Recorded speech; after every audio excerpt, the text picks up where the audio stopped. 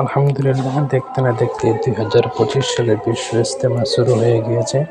তো আপনারা যে যেখানেই বা যে জেলা থেকেই আসতে চান, ঠিক আছে, আমাদের গাজীপুর চলে আসেন। আপনাদের সকলকেই ও সকল মুসল্লিদেরকে, বিশেষ করে কাজ করে আমাদের পক্ষ থেকে, গাজীপুরবাসীর পক্ষ থেকে সবাইকে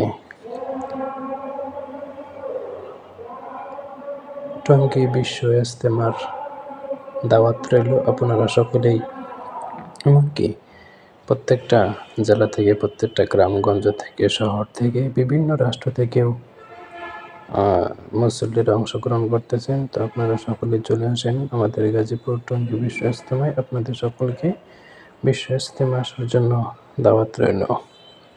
এবছর অনেক দেশবরণ্য উলামায়ে কেরাম দ্বারা বিশ্ব ইজতেমা পরিচালিত হবে।